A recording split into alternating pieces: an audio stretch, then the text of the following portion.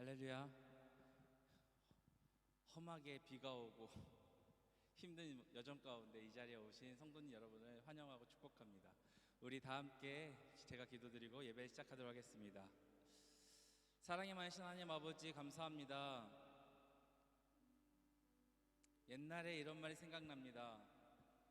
예수님은 가장 춥고 가장 어둡고 가장 힘들 때 찾아온다고. 하나님, 지금 우리의 마음이, 우리의 상황이 그렇지 않은가 고민해 봅니다. 지금 예수님 옆에 찾아와 있지만 우리가 알지 못하지 않을까 걱정도 됩니다. 하나님, 혹시 우리 마음이, 우리 환경이 그러한 환경이라면 옆에 와 계신 예수님을 알 수 있도록 주님, 우리의 눈을 열어 주시옵소서.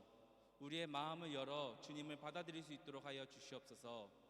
주님, 환경 때문에, 상황 때문에 예배하는 것을 포기하는 것이 아니라 언제나 그 환경과 상황을 극복하고 주 앞에 예배할 수 있도록 도와주시옵소서.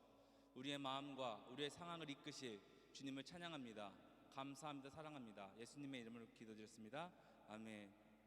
우리 다 함께 찬양하도록 하겠습니다.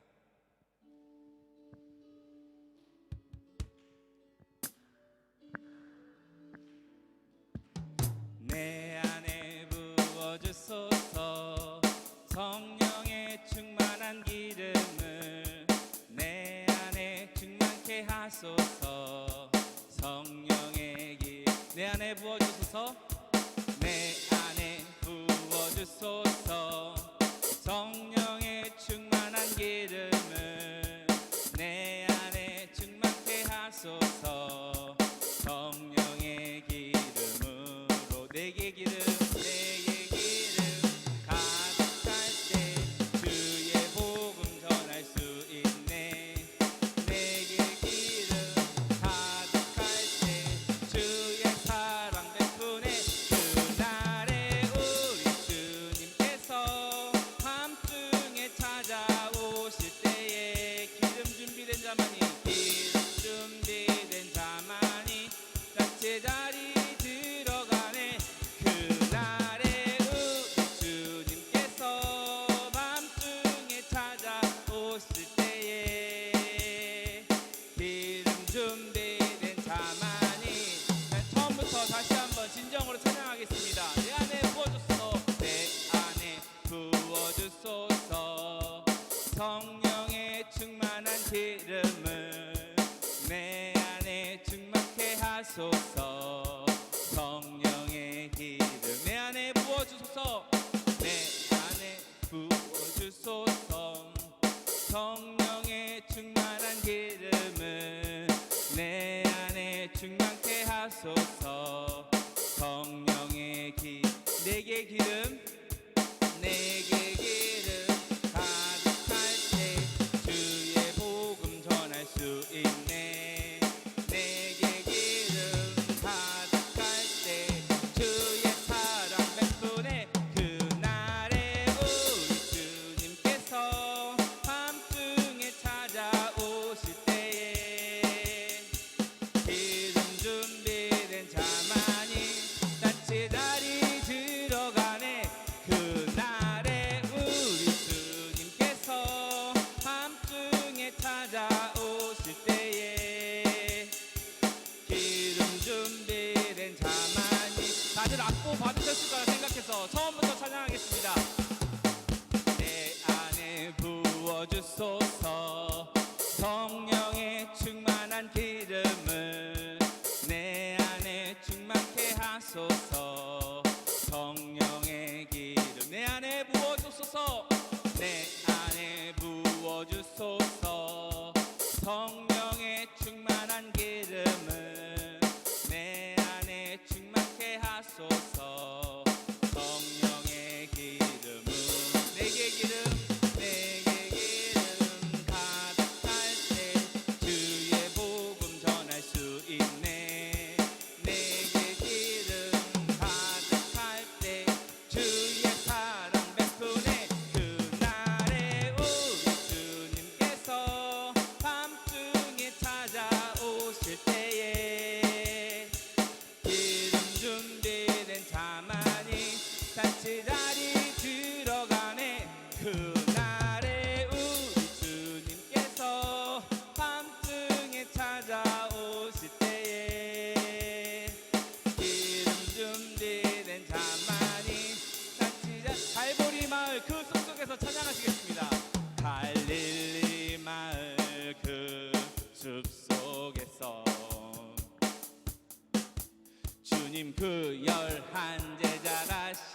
만나시사 마지막 그들에게 말씀하시기를 너희는 가라 저 세상으로 가서 제자 삼으라 가서 제자 삼으라 세상 모든 사람들을 세상 모든 영혼이 내게 달렸나니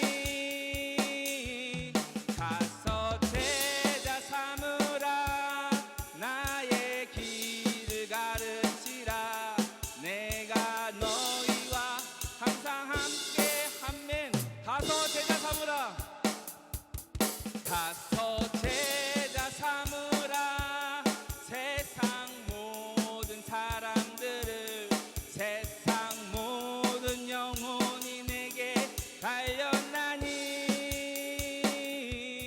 가서 제자 삼으라 나의 길을 가르치라 내가 너희와 처음부터 다 함께 진정으로 한 번 더 찬양하시겠습니다. 갈릴리 마을 그 숲속에서 주님 그 11 제자 다시 만나시사 마지막 그들에게 말씀하시기를 너희는 가라 저 세상으로 가서 제자 삼으라 가서 제자 삼으라 세상 모든 사람들을 모든 영혼이 내게 달렸나니 가서 제자 삼으라 나의 길을 가르치라 내가 너희와 항상 가서 제자 삼으라 가서 제자 삼으라 세상 모든 사람들을 세상 모든 영혼이 내게 달렸나니 가서 제자 삼으라 나의 길을 가르치라 내가 너희와 항상 함께하리라 내가 너희와 항상 함께하리라 아멘. 하나님께 영광의 박수 올리겠습니다. 우리 이제 처음 찬양일 수도 있는데 다 함께 악보 보시면서 찬양하도록 하겠습니다.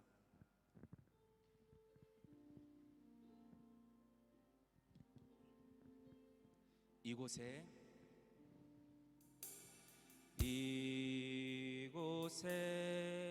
생명샘 솟아나 눈물 골짝 지나갈 때에 머잖아 열매 맺히고 웃음소리 넘쳐나 우리 처음부터 찬양하시겠습니다. 이곳에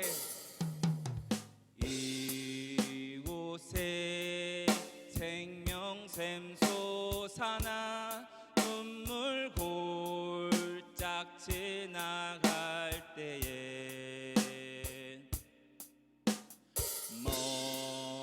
머잖아 열매 맺히고 웃음소리 넘쳐나리라 꽃들도 구름도 바람도 넓은 밤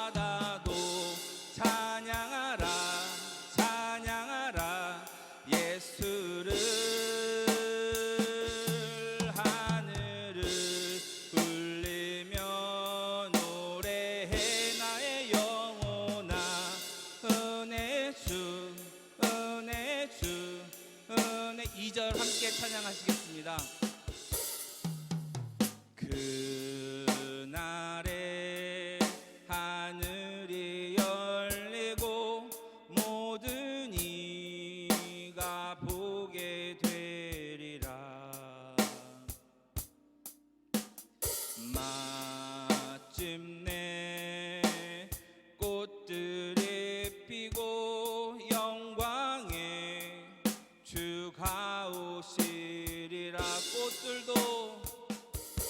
꽃들도 구름도 바람도 넓은 바다도 찬양하라 찬양하라 예수를. 하늘을 울리며 노래해 나의 영혼아. 은혜 주 꽃들도 한 번 더 찬양하시겠습니다. 꽃들도 구름도 바람도 넓은 바다도 찬양하라 찬양하라 예수를. 아멘. 하늘을 울리며 노래해 나의 영혼아. 은혜의 주 꽃들도 구름도 바람도 넓은 바다도 찬양하라 찬양하라 예수를. 하늘을 울리며 노래해 나의 영혼아. 은혜의 주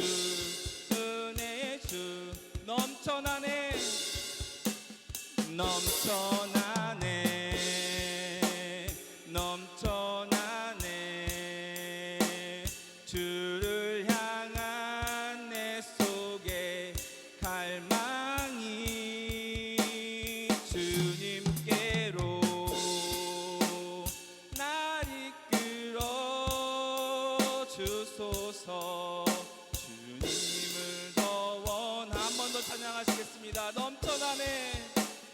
넘쳐나네 아멘. 넘쳐나네 주를 향한 내 속에 갈망이. 주님께로 날 이끌어 주소서. 주님을 더 원하. 예수 사랑합니다. 예수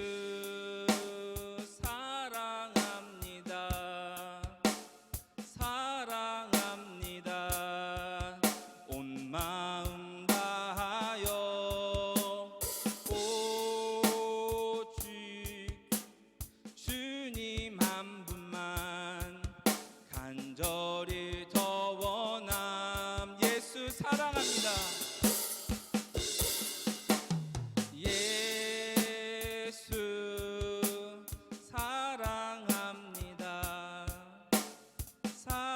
사랑합니다. 마음 다하여 오직 주님 한 분만 간절히 더. 한 번 더 간절하게 찬양하겠습니다. 예수 사랑합니다.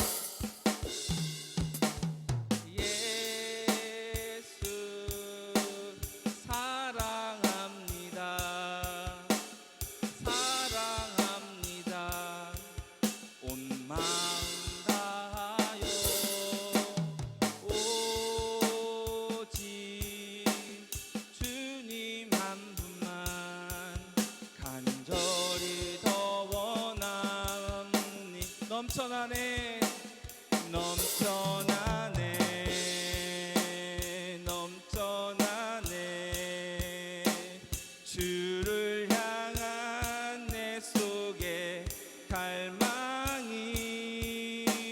주님께로 날 이끌어 주소서. 주님을 더 원합니다. 그렇습니다. 주님, 예수님 사랑합니다. 정말 우리의 고백이 진심이 되길 원합니다.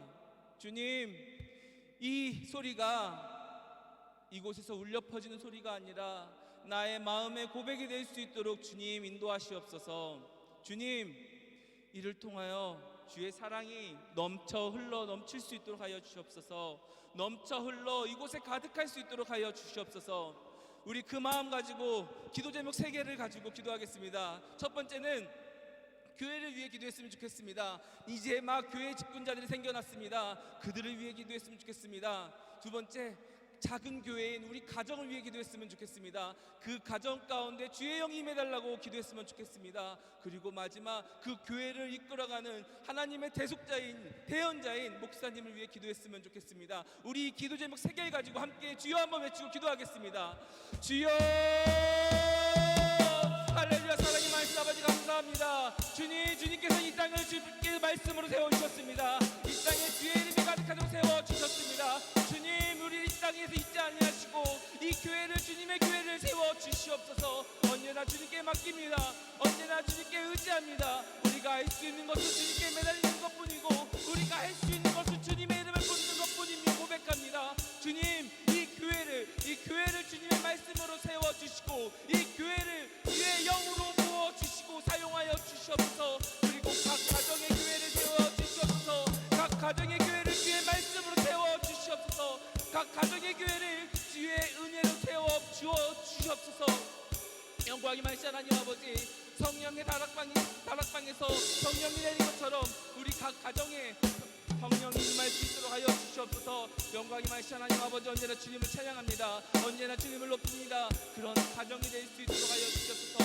가정에서 예배를 드리고 가정에서 찬양들과 함께 주님의 이름을 높일 수 있도록 하여 주시옵소서. 그 가정에서 주님의 이름만이 올라갈 수 있는 가정이 될 수 있도록 주님 인도하시고 붙들어 주시옵소서. 그리고 이 교회를 이끌어가고 우리의 교회를 세워나가는 목사님을 위해 기도합니다. 하나님 아버지의 말씀으로 세우셨으니 아버지의 뜻대로 사용하여 주시옵소서. 명철한 칼로, 날카로운 칼로 우리 목사님을 사용하시어 우리 마음 가운데 아버지의 말씀을 즐길 수 있는 흠을 만들어 주시옵소서. 그 흠으로 아버지의 말씀의 씨앗이 들어갈 수 있도록 하여 주시옵소서. 언제나 주님께 축복하시고 언제나 주님께 사랑하시는 우리 목사님을 아버지께서 인도하시고 붙들어 주시옵소서. 육체 언제나 아버지께서 붙들어 주시옵시고, 건강 아버지께서 언제나 책임져 주시옵소서. 혹시 아프다면 아버지의 말씀으로 회복시켜 주시옵소서. 주님, 언제나 주님만을 바라봅니다. 언제나 주님만을 찬양합니다. 할렐루야. 사랑이 많으신 하나님 아버지 감사합니다. 우리를 이 자리에 불러주셔서 아버지께 예배하게 하시고 아버지께 찬양하게 하심을 감사합니다. 하나님, 차마 우리의 입으로 고백하지 못하는 기도 제목이 있습니다. 그 기도 제목까지 하시고 말하지 않았지만 아버지께서 해결하시고 모든 것을 주관하여 주시옵소서. 주님, 나의 자아를 내려놓고 아버지의 말씀을 붙들 수 있도록 하여 주시옵소서. 우리의 이 행동을 보고 다음 세대가 본받을 수 있도록 하여 주시옵소서. 우리가 물려줄 것은 돈, 명예, 물질이 아니라 아버지의 말씀이며 성령뿐임을 고백합니다. 다음 세대가 아버지의 말씀으로 클 수 있도록 하여 주시옵소서. 주님, 언제나 우리 목사님 붙들어 주시고 축복하여 주시옵소서. 주님 감사합니다. 사랑합니다. 예수님의 이름으로 기도드렸습니다. 요한계시록 19장 11절에서 20장 15절까지 우리 한 목소리로 함께 봉독합니다.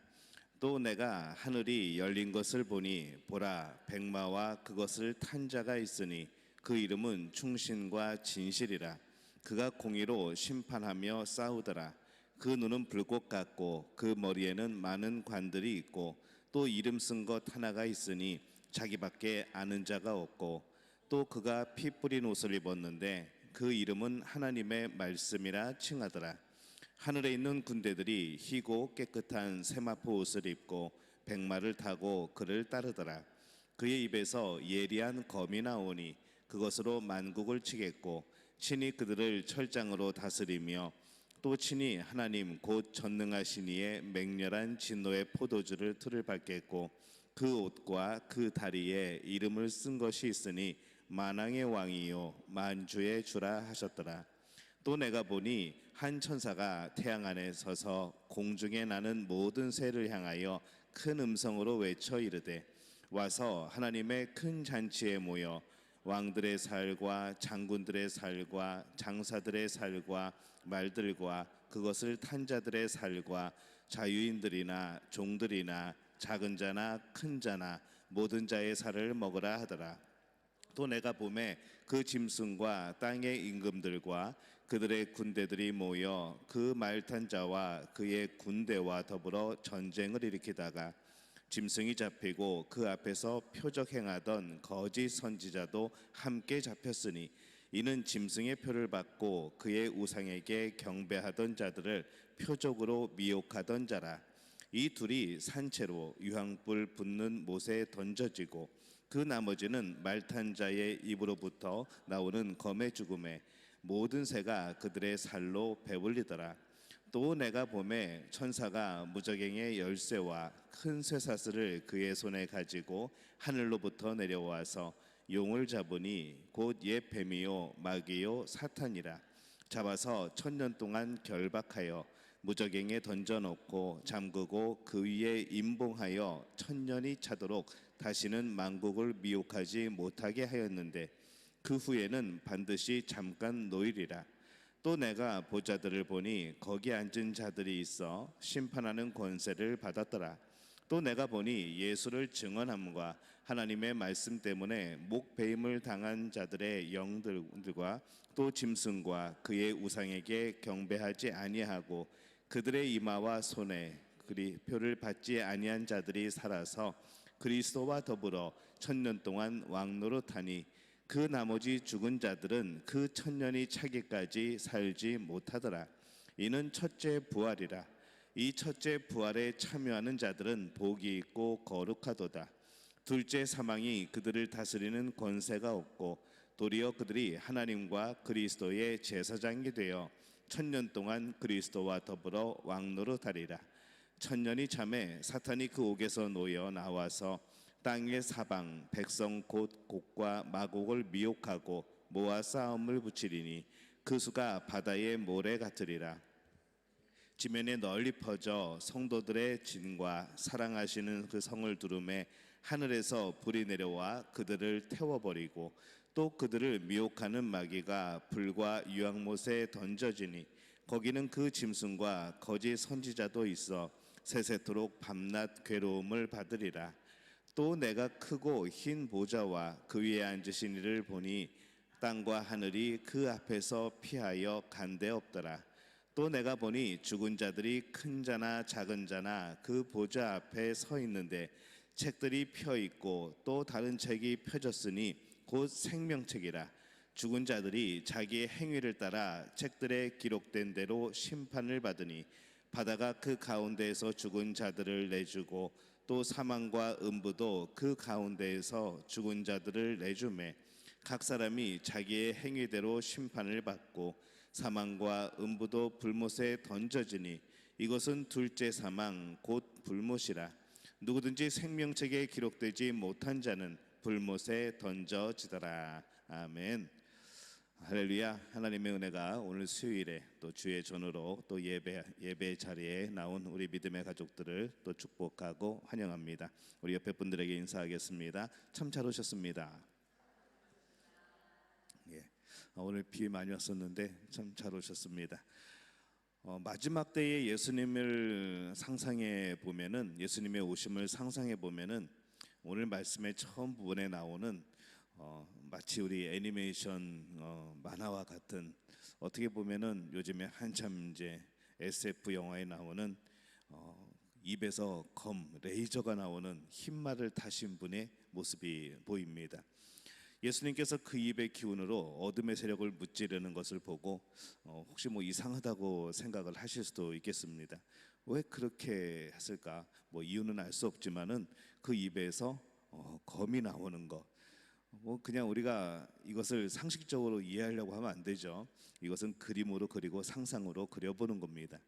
근데 이 말씀이 성경책에 있습니다. 어디에 있는가 하면은 데살로니가 후서에 그 말씀이 나와 있습니다. 예수님께서 그의 입의 기운으로 한 번에 불법한 자를 패하는 모습을 설명하고 있는 내용에 이런 모습이 나옵니다. 데살로니가 후서 2장 8절 말씀 안 나오죠? 예, 제가 읽겠습니다. 그때에 불법한 자가 나타나리니 주 예수께서 그 입의 기운으로 그를 죽이시고 강림하여 나타나심으로 패하시리라. 이렇게 말씀을 합니다. 주 예수께서 그 입의 기운으로 그를 죽이시고 강림하여 나타나심으로 패하시리라. 벌써 이 데살로니가 후서에 이 비슷한 말씀이 기록되어 있는 것이죠. 이것이 바로 마지막 때의 모습이라는 겁니다.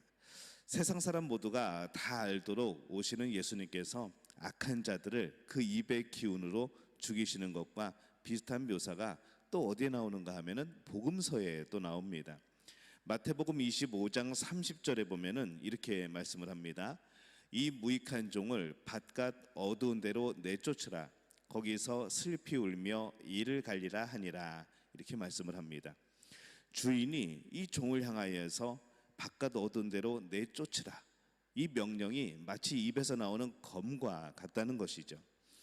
또 요한계시록에 나오는 이 내용을 보면은 사실은 우리가 그리는 그림보다 훨씬 더 끔찍할 겁니다. 요한계시록 19장 20절에 보면은 이렇게 기록을 합니다. 짐승이 잡히고 그 앞에서 표적을 행하던 거짓 선지자도 함께 잡혔으니 이는 짐승의 표를 받고 그의 우상에게 경배하는 자들을 표적으로 미혹하던 자라. 이 둘이 산채로 유황불 붙는 못에 던져지고, 오늘 어차피 말씀이 안 나오기 때문에 스크린으로 여러분들 상상의 나래를 펴시면서 그림을 그리셔야 됩니다. 굉장히 처참한 광경이죠. 우리 요한계시록 20장 1절에서 2절 보면은 또 내가 보매 천사가 무저갱의 열쇠와 큰 쇠사슬을 그의 손에 가지고 하늘로부터 내려와서 용을 잡으니 곧 옛 뱀이요 마귀요 사탄이라. 잡아서 1000년 동안 결박하여. 이렇게 말씀을 합니다. 오늘 우리가 나눌 말씀이 사실은 이 부분이죠. 예수님과 1000년을 함께 살아가는 것, 이게 과연 우리에게 어떤 의미일까 하는 겁니다. 1000년 동안 이 옛 뱀, 용, 마귀, 사탄을 잡아서 1000년 동안 결박을 하였다는 말씀이 등장을 합니다. 근데 이 1000년 동안 결박하였다는 것이, 우리는 보통 1000년 동안 결박했다 그러면은, 성경이 그렇게 말씀하시면은 우리는 무슨 생각을 하는가 하면은 진짜 1000년을 머릿속으로 그리는 겁니다. 1000년 동안 결박 당하는구나, 이렇게 해석을 하는 것이죠. 근데 이 1000년 동안 마귀를, 사탄을 결박하셨다는 표현은 요한계시록에만 나옵니다. 다른 데 나오지가 않습니다. 이게 무슨 의미일까 생각을 해보면은 그런 표현이 있습니다. 수천, 수만 명의 사람들이 거기에 모여 있었다라는 표현을 우리는 가끔 씁니다. 수천, 수만 명의, 수천, 수백만 명의 사람들이 거기에 있었다. 이 말이 정말 수천 명, 수백만 명이 거기에 있었다는 얘기일까요? 아니죠. 정말 많다는 것을 표현하는 것을 우리는 그렇게 표현을 합니다. 1000년 동안 결박했다. 이 1000년이란 말 역시 실제 기간이 아니라 상징적인 숫자라는 생각이 드는 것이죠.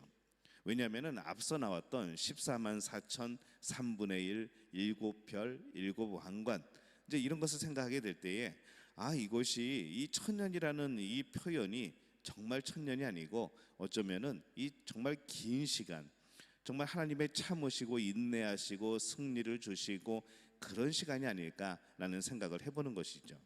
왜냐하면은 이 1000년 때문에 이 1000년의 시간을 지금 우리 역사의 시대에 맞춰보려고 많은 시도가 있었습니다.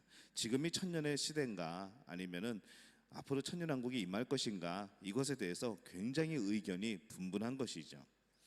이 천년왕국에 대해서 여러 가지 해석들이 있지만은 그것이 우리 신앙생활에 심각한 갈림길이 되지 못합니다. 그 천년왕국이 언제 이루어지는가, 이것에 따라서 우리가 예수님을 믿고 안 믿고 이런 문제가 아니라는 것이죠.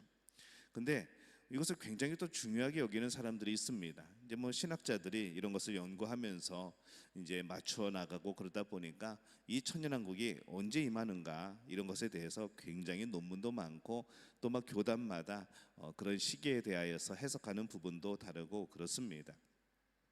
근데 천년왕국이 언제 이루어지던 여러분이 예수님을 사랑하는 마음하고 그게 뭔 상관이 있겠습니까?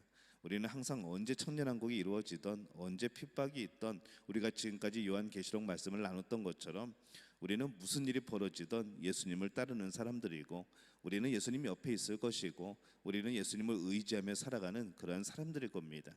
그러다 보니까 이 천년왕국이라는 것이 어느 시대에 몇 년도부터 몇 년도까지가 천년왕국일까, 이런 개념이 아니라 정말 우리 신앙생활의 긴 시간, 하나님께서 허락하시는 시간, 그때가 아닐까라고 생각을 해보는 것이죠. 그래서 상징적으로 이 말씀을 보면은 이 천년왕국의 기간이 언제일까 가만히 생각을 해보면은 예수님이 이 땅에 오셨을 때, 그때부터 시작해가지고 이제 예수님이 다시 오실 그때까지가 천년왕국이라고 하면은 정말 속편하고 깔끔하고 은혜로운 것이죠. 예수님이 오시고 하나님의 나라를 선포하시고 우리를 구원하시고 부활하시고 이제 하늘로 올라가셔서 다시 우리를 데리러 오시는 그때까지가 천년왕국이 되는 거죠. 왜냐하면 우리는 그 천년왕국 동안에 예수님과 함께 살아가는 겁니다. 이것이 기쁨이고 이것이 행복의 시간 아니겠습니까? 그리고 이 천년왕국에서 천년은 숫자상의 천년이라기보다는 아주 긴 시간을 의미하는 것이죠. 이 시간이 얼마인지는 아무도 모릅니다. 예수님이 언제 오시는지를 모르기 때문에 예수님이 이미 오신 것은 역사적으로 알고 있고, 이제 예수님이 언제 오실지 모르기 때문에 이 시간은 천년이라는 그런 숫자를 써서 아주 긴 시간일 거다, 우리가 모르는 인내의 시간일 거다라고 말씀을 하시는 것이죠. 우리 복음성가 중에 이런 복음성가 있습니다. 1000번을 불러도 내 눈에는 눈물이, 이런 가사가 있는 찬양이 있는데, 여기서 1000번이라는 숫자가 정말 예수님을 1000번을 불러도 나는 감격이 있고 그런 의미겠죠. 근데 정말 1000번을 부르겠습니까? 아주 많은 숫자이지 실제로 1000번을 불렀다는 그런 그냥 직선적인 그런 표현은 아닐 겁니다. 시적인 표현인 것이죠. 마찬가지로 이 천년은 아주 오랜 시간입니다. 예수님이 오신 이후에 그때로부터 시작해서 다시 오실 그때까지의 시간, 우리는 그때까지 예수님과 동행하며 내 안에 계신 성령님, 내 안에 계신 예수님, 나와 함께 하시는 하나님을 경험하면서 우리는 그 시간을 살아가는 것이죠. 그래서 이 요한계시록은 우리 처음에도 말씀드렸지만은 이것을 시간 순서대로, 역사의 순서대로 이렇게 맞춰서 보다 보면은 되게 혼란스럽습니다.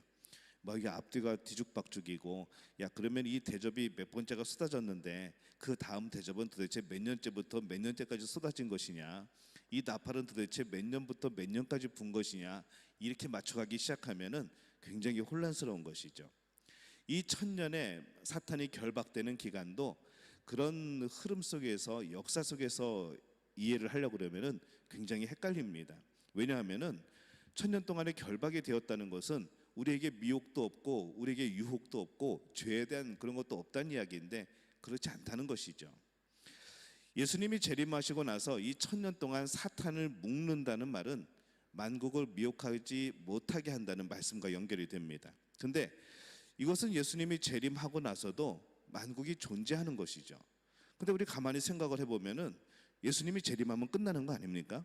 예수님이 재림하면 새 하늘 새 땅이 열리는 것이고 새 예루살렘이 있고 이 세상은 사실 끝나는 것인데 왜 만국을 미혹하지 못하게 한다는 표현을 썼을까라는 그런 것이죠. 이게 굉장히 어려운 문제입니다. 왜 그렇게 표현을 했을까? 왜 그렇게 말씀을 기록을 했을까? 이거는 신학적으로 굉장히 연구를 해야 될 그런 문제입니다. 근데 우리가 이 예수님이 오신 이후에, 천년왕국이 이루어진 이후에 만국을 미혹하지 않도록 사탄을 결박했다는 것, 이 표현을 보게 될 때에 우리는 이것을 어떻게 해석을 해야 되는가라는 것이죠. 만국을 미혹하지 않도록 사탄을 결박했다는 것, 이것은 사탄의 속성을 알면은 우리가 조금 이해가 됩니다. 사탄의 속성을 한꺼풀 벗겨내 본 것이죠. 사탄의 별명이 뭔가 하면은 거짓말쟁이입니다. 성경에 보면은 사탄의 별명을 거짓의 아비라고 표현을 합니다. 그러니까 이 사탄은 장기가 뭡니까? 거짓말. 사탄의 장기는 거짓말입니다. 사탄이 제일 잘하는 게 뭘까요? 거짓말, 속이는 거 제일 굉장히 잘합니다. 거짓말의 천재입니다. 거짓말 나라의 왕인 것이죠. 근데 우리가 이 거짓말에 늘 속습니다. 이 유혹에 늘 속는 것이죠. 유혹이라는 게 뭡니까? 하나님보다 더 좋아 보이는 것, 내가 하나님을 사랑하는 것보다 더 사랑하게 되어지는 것. 근데 우리가 성령의 사람인데 맨정신으로 이게 되겠습니까? 우리가 거짓말에 속아 넘어가는 것이죠. 우리가 그 거짓말에 마음을 주는 겁니다. 우리의 귀를 여는 것이죠. 그래서 가만히 보면은 이 구약의 성도들은 참 사탄에게 많이 속았습니다. 참 많이 속았고 철저하게 속았죠. 하나님께서 유대인만을 구원하려고 하지 않았다는 것을 우리는 잘 압니다. 하나님은 온 인류를 구원하시려고 하셨죠. 이방인들도 구원의 대상이었습니다. 근데 유대인들은 어떻게 생각했습니까? 하나님이 자신들만을 구원할 것이라고 그렇게 생각을 했습니다. 이게 하나님이 주신 생각일까요? 아니죠. 이거는 사탄이 주는 생각입니다. 너네만 구원받을 거야. 너희만 선택된 민족이야. 이런 생각들. 이것이 얼마 그 사람들을 교만하게 만들었고 예수님을 인정하지 않게 만들었고 메시아가 왔음에도 불구하고 메시아를 메시아로 보지 못하는 영적인 눈이 감기어버리는 그런 결과가 되어진 것이죠. 속은 겁니다. 그러다 보니까 복음이 이스라엘 안에 갇혀 있었습니다. 다른 나라로 가지를 못하죠. 그런데 예수님이 오심으로 이 복음이 이방을 향하여 나가기 시작했고 이방 민족이 구원을 받기 시작했고 온 세계로 그 복음이 퍼져나간 겁니다. 하나님의 계획은 이거였는데 그들에게 늘 유혹하는 사탄은 거짓말을 한 것이죠. 하나님이 너희들만 선택하셨어. 하나님이 너희들만 구원하실 거야 라고 그렇게 속인 겁니다. 그래서 이 사탄의 별명 자체가 거짓말장이고 거짓의 아비라는 것이죠. 이 속성을 알면은 우리는 참 깨어 있을 수 있습니다. 무엇이 우리를 속게 만드는가? 무엇이 우리를 혼란스럽게 만드는가? 내 믿음을 어떤 거짓말로 흔드는가? 우리는 이것을 보면 된다는 것이죠. 그래서 예수님이 하신 일 중 하나가 이 귀신을 쫓는 것이었습니다. 우리가 속임수에 놓였는데 죄 가운데 그 사탄의 속임수 가운데 놓였는데 이 어둠의 세력이 물려가는 귀한 사역이 바로 예수님이 귀신을 쫓는 사역이었던 것이죠. 그래서 복음이 우리에게 온 것은 사탄을 결박한 예수 그리스도의 은혜 때문에 바로 우리에게 은혜가 주어지게 된 겁니다. 성경이 복음을 말씀하실 때 이렇게 말씀을 합니다. 골로새서 2장 3절에서 4절에 보면은 그 안에는 지혜와 지식의 모든 보화가 감추어 있느니라. 내가 이것을 말함은 아무도 교묘한 말로 너희를 속이지 못하게 하려 함이니. 아무도 교묘한 말로 너희를 속이지 못하게 하리니. 복음을 자꾸 이상하게 만드는 것이죠. 아주 교묘하게 속이는 겁니다. 이 사탄의 역사들이죠. 요한복음 12장 46절에 보면은 나는 빛으로 세상에 왔나니 무릇 나를 믿는 자로 어둠에 거하지 않게 하려 함이로라. 신앙생활은 숨어서 하는 신앙생활이 없습니다. 뭐 정말로 핍박이 심해서 정말로 뭐 걸리면은 순교당하고 뭐 그래서 숨는 것은 있을지 몰라도 복음이 감춰진 복음은 없습니다. 이미 우리에게 밝게 드러나 있고 우리가 그 복음으로 지금 살아가고 있고 그 복음을 우리는 전해야 되는 사람들이죠. 성경 공부를 하면서 비밀스럽게 하는 성경 공부는 세상에 없습니다. 성경 공부는 자랑스럽게 자랑하며 하는 게 성경 공부입니다. 어떤 이는 이 전도는 사탄에게 속임을 당한 사람에게 진실을 알려주는 것이다 라고 표현을 합니다. 우리가 전도를 하죠. 그럼 이 전도의 의미는 뭔가? 지금 이 사람이 복음을 알지 못하고 사탄에게 속고 살아가고 있는데 이 사람에게 너는 지금 사탄에게 속고 있어. 이 세상이 전부가 아니야. 예수님이 우리를 위해 십자가에 못 박히시고 우리를 구원해 주셨어. 우리는 하나님 나라가 기다리고 있어. 그곳이 진정한 우리의 고향이야 라고 알려주는 것이죠. 진실을 알려주는 것. 이게 이제 전도라는 그런 의미입니다. 우리는 참 많이 속고 있습니다. 우리는 뭐에 많이 속는가 하면은 우리가 늘 들었던 얘기죠. 돈이면 다 된다. 늙어서 다른 것은 몰라도 돈은 내놓으면 안 된다. 뭐 이런 말들 우리 많이 듣습니다. 무엇이 우리 인생을 좌지우지할 것처럼 우리에게 주어지는 전해오는 그런 이야기들이 있죠. 근데 이런 말들 중에 모두가 진실이고 모두가 맞는 말일까요? 한 번쯤은 생각해 봐야 됩니다. 돈이면 다 된다. 정말 돈이면 다 될까요? 돈 가지고도 안 되는 게 너무나도 많습니다. 이 세상이 뭐가 있으면 된다, 뭘 준비하면 된다, 어떤 길로 가면 된다, 정말 그 길로 가면 될까요? 안 된다는 것이죠. 이 땅에서 살아가면서 우리는 많이 경험을 했습니다. 내 맘대로 안 된다는 거, 내 삶도, 우리 자녀도, 내 남편도 내 아내도 내 마음대로 안 되는 겁니다.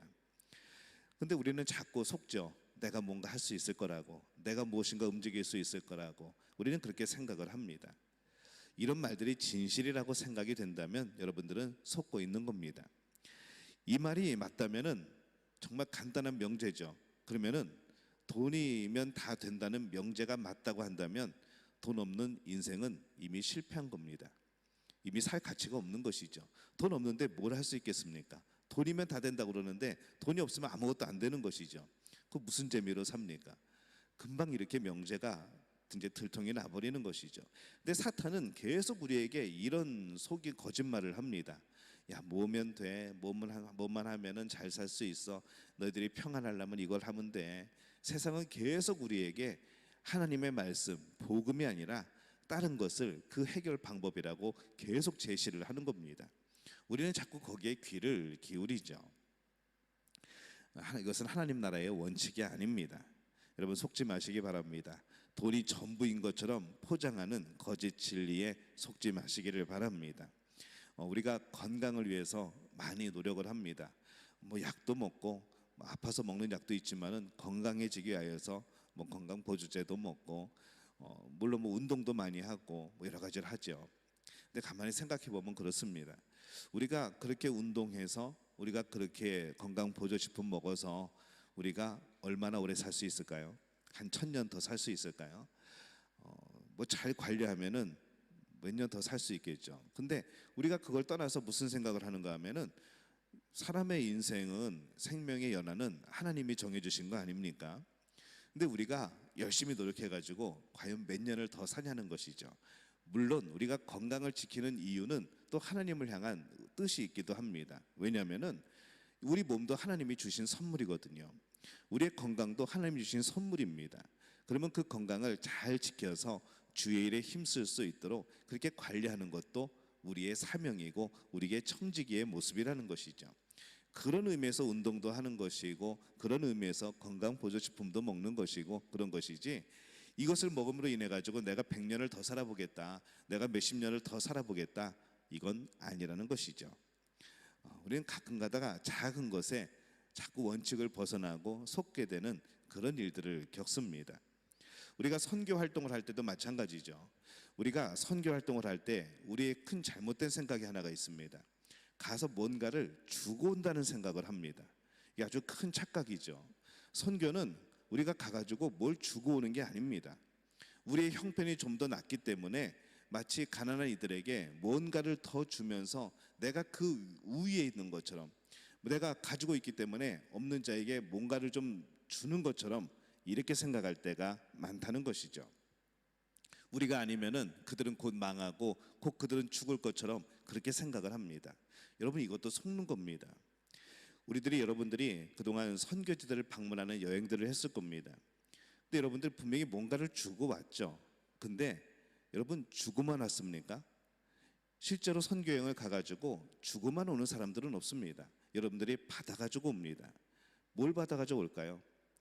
복음에 대한 열정, 우리 신앙의 회복, 그들을 보면서 그 어려운 가운데서도 그들이 신앙생활 하는 모습을 보면서 우리는 도전받는 겁니다. 우리들이 깨어나게 되는 것이죠. 정말 귀한 걸 얻은 사람들은 누구일까요? 오히려 우리들이 받아가지고 오는 겁니다. 그래서 우리가 선교를 하게 될 때에 우리는 가지고 있고 저들은 없으니까 가가지고 뭘 주자, 이런 마음이 아니라는 것이죠. 선교는 서로 배워가는 겁니다. 그들의 삶 속에서 어떻게 신앙생활을 하고 있는가, 그리고 우리는 우리의 삶 속에서 어떻게 신앙생활을 하고 있는가, 우리의 신앙생활과 그들의 신앙생활이 어떻게 교류가 되어질 수 있는가, 우리가 깨닫고 우리가 소유한 복음을 그들에게 어떻게 전해주고 그들이 소유하고 그들이 깨달은 그 복음이 나에게 어떠한 도전을 주는가, 선교는 이런 개념 속에서 이루어져야 되는 것이죠. 그냥 무엇인가를 쌓아놓고 갖다 주고 여기서 끝나면은 그건 선교가 아니라는 겁니다. 우리들이 교회 안에서도 많은 일들을 겪습니다. 교회를 사랑한다고, 교회를 위한다고 말하지만은 그러면서도 끊임없이 이런 거짓말들을 만들어내는 사람들이 있습니다. 교회를 갈라놓고 속이고 뭐 속이는 그런 사람들이 많다는 것이죠. 인도네시아도 마찬가지고 자카르타도 마찬가지고 한국도 마찬가지입니다. 얼마나 교회들이 갈라지고 힘들어하고 여러 가지 거짓말에 그렇게 휘청대는 줄 아십니까? 그러면서 그런 사람들은 뭐라고 그러는가 하면은 자신들은 의로운 사람이라고 말을 합니다. 기도하는 사람이라고 말을 합니다. 깨어있는 신앙인인 것처럼 말을 하는 것이죠. 깨어있는 신앙인은 절대로 교회를 깨지 않습니다. 깨어있는 신앙인은 늘 겸손합니다. 깨어있는 신앙인은 늘 헌신하는 것이죠. 여러분들 이런 것에 자꾸 속으면 안 됩니다. 무엇인가를 갈라놓게 하고 무엇인가 거짓말을 만들어내고 실제가 아닌 것들을 있는 것처럼 말하고 이 하나님의 뜻이 아닌 것이죠. 이런 거짓말의 영, 이 사탄의 그런 속임수에 자꾸 우리 마음을 주면 안 됩니다. 우리 믿음이 자꾸 흔들리게 되는 것이죠. 요한계시록 20장에 보면은 이 보좌에 대한 내용이 나옵니다. 그래서 그 본문을 보면은 이 천년왕국과 보좌를 마치 PIP라고 우리는 그 기능을 설명을 하는데 TV 안에 두 화면이 있는 것이죠. 그래서 지금 이 말씀을 보여주면서 20장에는 그 20장 안에 천년왕국의 모습이 한쪽에 있고 그 다음에 하나님의 보좌 그것이 또 한쪽에 화면으로 나오는 겁니다. 지금 그런 모습으로 보여주고 있습니다. 요한계시록 20장 4절에서 5절 말씀입니다.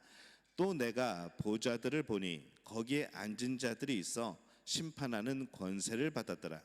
또 내가 보니 예수를 증언함과 하나님의 말씀 때문에 목배임을 당한 자들의 영혼들과 또 짐승과 그의 우상에게 경배하지 아니하고 그들의 이마와 손에 그의 표를 받지 아니한 자들이 살아서 그리스도와 더불어 1000년 동안 왕노릇하니 그 나머지 죽은 자들은 그 1000년이 차기까지 살지 못하더라.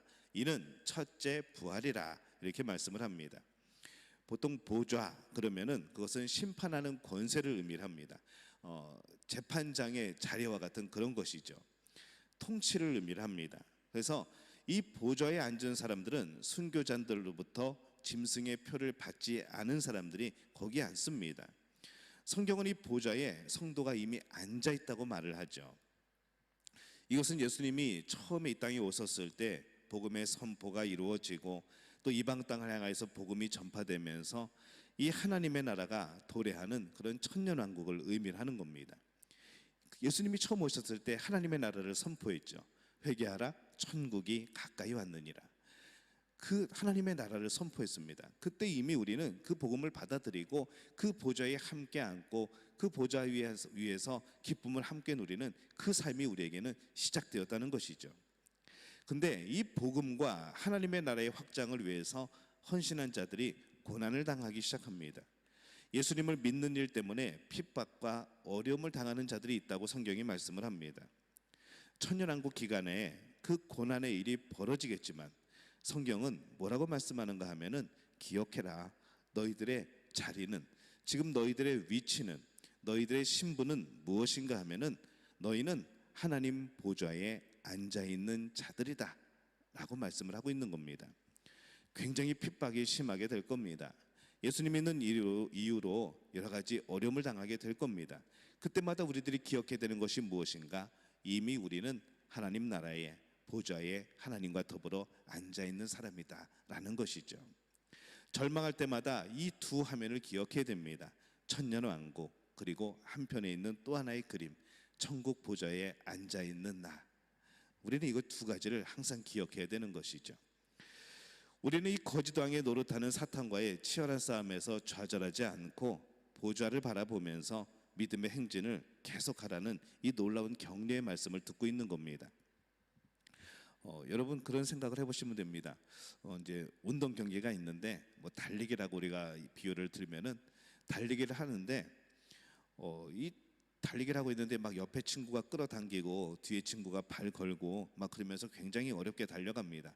그래도 1등을 하려고 끝까지 뛰어가려고 열심히 뛰어가죠. 넘어지기도 하고 뭐 여러 가지 막 속도도 늦춰지기도 하지만은 그래도 열심히 달려갑니다. 근데 가만히 보니까 1, 2, 3등 하고 그 상을 받는 자리가 있는데 이미 1등의 자리에 내 이름이 써져 있는 것이죠. 그것을 보니까 지금 뭐 다리를 걸고 뭐 붙잡고 끌어내리고 나를 막 못 가게 하고 이러한 것들이 별로 두렵지 않은 겁니다. 내가 어떻게 들어가든 완주만 한다면은 그 1등의 자리에 내 이름이 써져 있는 그 자리는 어차피 내 것이기 때문이라는 것이죠. 근데 사탄은 자꾸 이거를 속입니다. 너 여기서 실패하면은 저 자리에 못 가. 너 여기서 실패하면은 저곳에 들어갈 수 없어. 너 이곳에 실패하면은 저 1등의 자리에 올라설 수 없어 라고 말을 하는 것이죠. 근데 하나님은 우리에게 뭐라고 말씀을 하는가 하면은 여러 가지 고난이 있을 때, 여러 가지 환란이 있을 때, 야 기억해, 저 자리는 이미 너에게 주어진 자리야. 구원받은 너에게 주어진 자리, 예수님을 사랑한 너희에게 주어진 자리야. 그러니까 걱정하지 말고 항상 이것을 기억하고 담대하게 끝까지 믿음을 지켜 라고 하는 이 격려의 말씀이 바로 오늘의 말씀이라는 것이죠. 사탄은 계속 이거를 흔들 겁니다.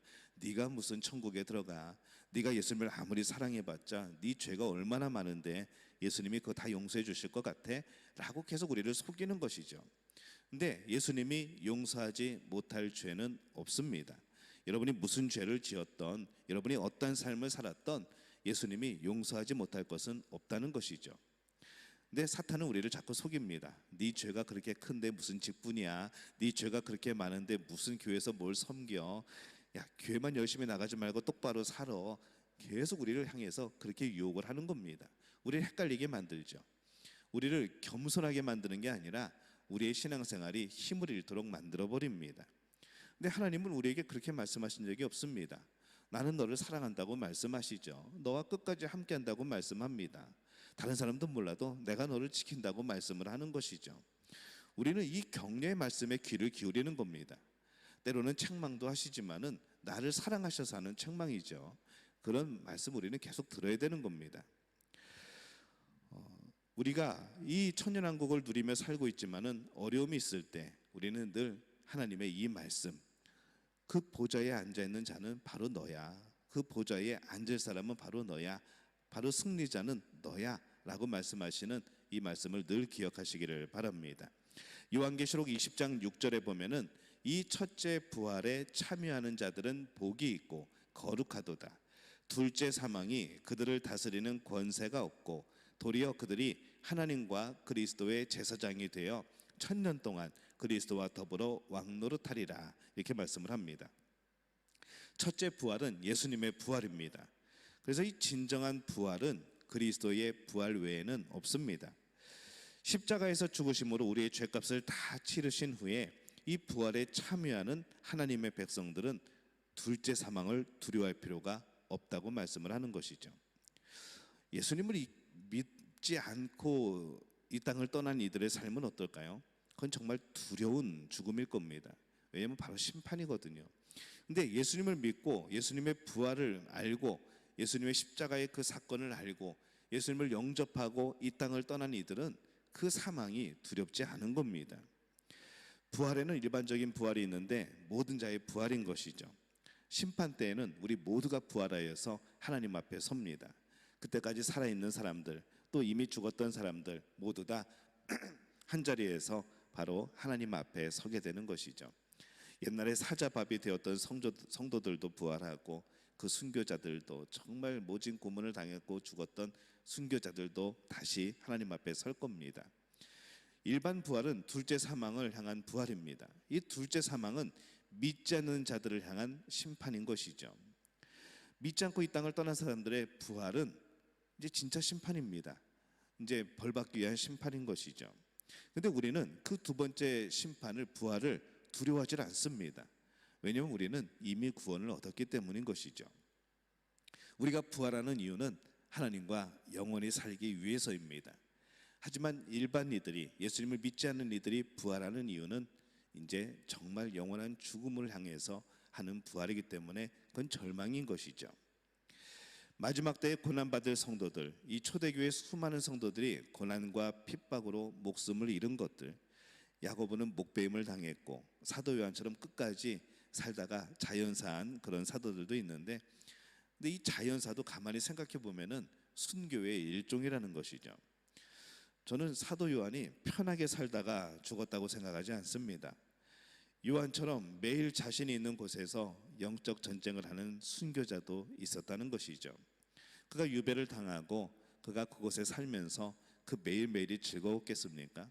넓은 바다를 바라보면서 노을이 지는 거 보면서 아침에 해 뜨는 거 보면서 야, 아름다운 이곳, 아무도 나를 괴롭히지 않고 아무도 나에게 뭐라고 하지 않고 내가 하고 싶은 대로 내가 살고 싶은 대로 그렇게 여기서 나 혼자 편안하게 세상에 어려움 겪지 않고 저기는 막 전쟁이 벌어지고 있는데 나는 여기 섬에 앉아가지고 아무 일 없는 것처럼 그렇게 유유자적하게 사는 삶, 얼마나 행복한 삶인가, 이러지 않았을 거라는 것이죠.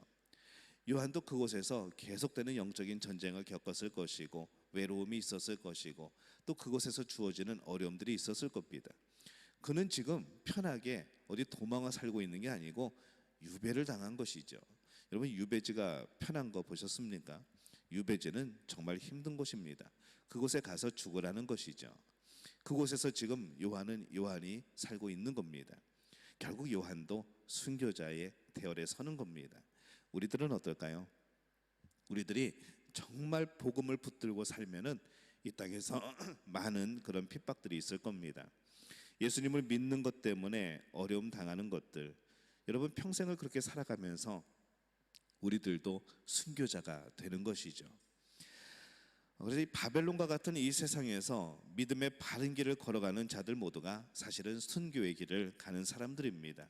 오늘 여러분들 여기서 예배 드리고 있지만은 뭐 예배를 정말 편하게 나오신 분들도 있고 예배 간다고 예배 드리러 간다고 또 한 소리 듣고 오신 분들도 있고 아마 그럴 겁니다.